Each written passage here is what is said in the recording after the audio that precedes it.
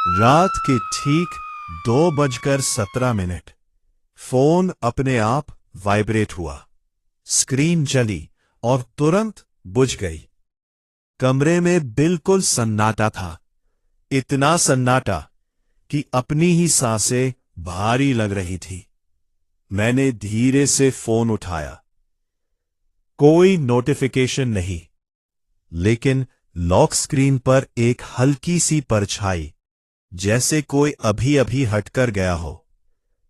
मैंने गर्दन घुमाई, पीछे कोई नहीं था, पर यह जो एहसास होता है ना कि कोई आपको देख रहा है, वो साफ साफ महसूस हो रहा था। और तभी फोन फिर से वाइब्रेट हुआ। इस बार स्क्रीन पर एक मैसेज था, तुम जाग रहे हो। मेरे हाथ ठंडे पड़ गए। मैंने जवाब नहीं दिया। 2 सेकंड, 3 सेकंड, और फिर दूसरा मैसेज, मत घूमो पीछे। मेरे शरीर में जैसे करंट दौड़ गया, क्योंकि मैं अभी अभी पीछे देखने वाला ही था। मैं जम गया। धीरे धीरे मैंने सिर्फ आंखों के कोने से पीछे देखने की कोशिश की। कुछ नहीं था, लेकिन एक आवाज आई, बहुत हल्की, जैसे कोई दीवार पर उंगलियां फेर रहा हो। खर्रर खर्रर। मैंने हिम्मत करके फोन में टाइप किया, कौन है? सेंड। तुरंत रिप्लाई, मैं वही हूं जिसे तुमने बुलाया था। मेरा दिमाग खाली हो गया। मैंने किसी को नहीं बुलाया था, या क्या सच में नहीं बुलाया था? एक पल के लिए मुझे याद आया, 3 दिन पहले मैंने और मेरे दोस्तों ने एक मजाक में अर्थ लीडर नाम का एक पुराना रिचुअल ट्राई किया था। यूट्यूब पर एक वीडियो मिला था, अगर तुम आधी रात को अपने कमरे की लाइट बंद करके आईने के सामने खड़े होकर 3 बार अर्थ लीडर बोलो तो कुछ जवाब देता है। हमने हंसते हुए किया था। कुछ नहीं हुआ था, या हमने यही सोचा था कि कुछ नहीं हुआ। फोन फिर वाइब्रेट हुआ। तुमने 3 बार नाम लिया था। मेरी सांस अटक गई। मैंने स्क्रीन को घूरा। उंगलियां कांप रही थी। तुम्हें क्या चाहिए? कुछ सेकंड तक कोई जवाब नहीं आया। फिर तुम। कमरे का तापमान अचानक गिर गया। सच में मेरी सांस से धुंध निकलने लगी। मैंने कंबल कसकर पकड़ लिया, और तभी दरवाजा धीरे धीरे क्रीक खुलने लगा। मैंने खुद से कहा, यह हवा है, बस हवा। लेकिन खिड़की बंद थी, पंखा बंद था, और बाहर बिल्कुल हवा नहीं चल रही थी। दरवाजा आधा खोला और वहीं रुक गया। अंधेरा, पूरा काला, जैसे दरवाजे के उस पार कोई चीज खड़ी हो जो अंदर आने का इंतजार कर रही हो। फोन फिर चमका, मत देखो। मैंने तुरंत नजरें हटा ली। दिल इतनी जोर से धड़क रहा था कि लगा अभी बाहर निकल जाएगा। और तभी कदमों की आवाज, धीमी, भारी, थक थक थक। वो आवाज दरवाजे से मेरे बिस्तर की तरफ आ रही थी। हर कदम के साथ बिस्तर थोड़ा थोड़ा हिल रहा था, जैसे जमीन खुद कांप रही हो।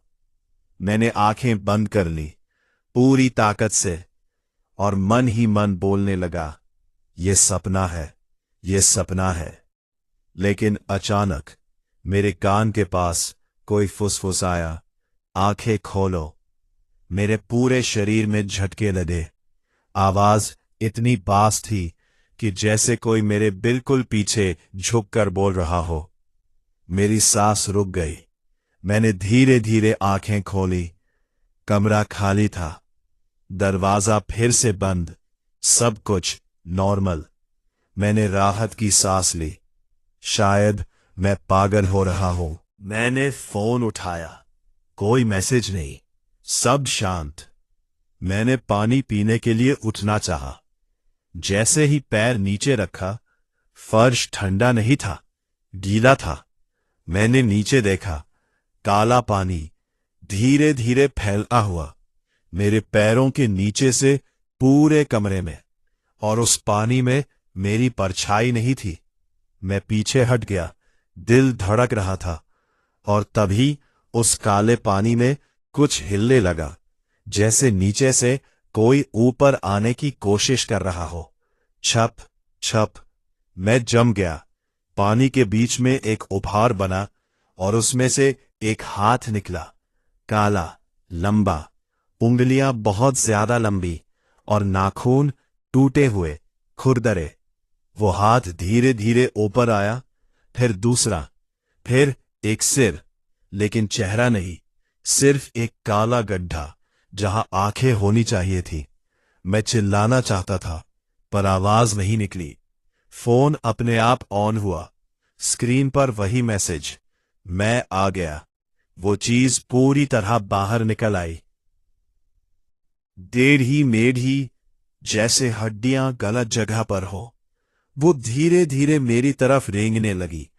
हर मूवमेंट के साथ हड्डियों की टक टक की आवाज आ रही थी। मैं पीछे हटता गया, दीवार से टकरा गया। अब भागने की जगह नहीं थी, वो मेरे सामने थी, बस 2 कदम दूर। और फिर उसने सिर उठाया, सीधे मेरी तरफ, और पहली बार उसके चेहरे पर एक मुस्कान बनी। लेकिन वो मुस्कान इंसानी नहीं थी, बहुत ज्यादा चौड़ी, बहुत ज्यादा खींची हुई, जैसे चेहरे की त्वचा फट जाएगी। फोन फिर वाइब्रेट, तुमने बुलाया था, अब मुझे जगह दो। मैंने सिर हिलाया, नहीं नहीं, लेकिन आवाज नहीं निकली। वो और करीब आई, इतनी करीब कि उसकी ठंडी सांस मेरे चेहरे पर महसूस हो रही थी। और तभी उसने अपना हाथ उठाया और मेरी छाती पर रखा, जैसे कुछ ढूंढ रही हो। अचानक मुझे लगा मेरी धड़कन रुक रही है, दिल धीरे धीरे धीमा हो रहा था, और उसकी आंखों के गड्ढे हल्के हल्के चमकने लगे, जैसे वो मेरी जिंदगी खींच रही हो। मैंने पूरी ताकत से धड़कन कक्का दिया और आंखें बंद करके चिल्लाया, नहीं। और उसी पल सब कुछ रुक गया। मैं बिस्तर पर था, सुबह हो चुकी थी, सूरज की रोशनी कमरे में आ रही थी, सब नॉर्मल, कोई पानी नहीं, कोई दरवाजा खुला नहीं, कोई चीज नहीं। मैं हाफ रहा था, पसीने में भीगा हुआ। सपना, मैंने खुद से कहा, बस एक सपना। मैंने उठा, आईने के सामने गया, चेहरा देखा, सब ठीक। लेकिन जैसे ही मैंने मुंह धोने के लिए नल खोला, पानी नहीं, काला तरल निकला। मैं पीछे हट गया, दिल फिर से तेज धड़काने लगा, और आईने में मेरी परछाई मुझे देख नहीं रही थी, वो मुस्कुरा रही थी, धीरे धीरे, वही चौड़ी खींची हुई मुस्कान, और उसके होठ हिले। अब मैं अंदर हूं। मेरे हाथ से नल गिर गया। मैंने तुरंत पीछे मुड़कर देखा, कमरा खाली, लेकिन आईने में मैं अकेला नहीं था। मेरे पीछे वो खड़ा था, और पहले से भी ज्यादा पास।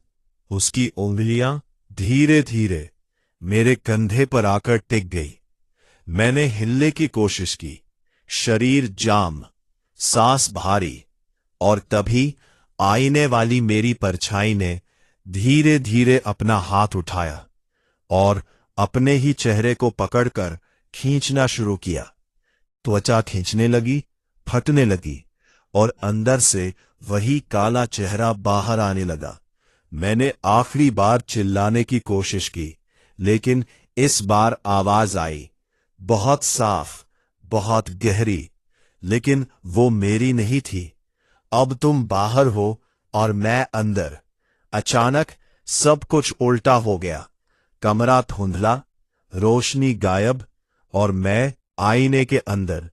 हाँ, मैं आईने के अंदर था, और बाहर मेरा शरीर खड़ा था, लेकिन वो मैं नहीं था, वो वो चीज थी।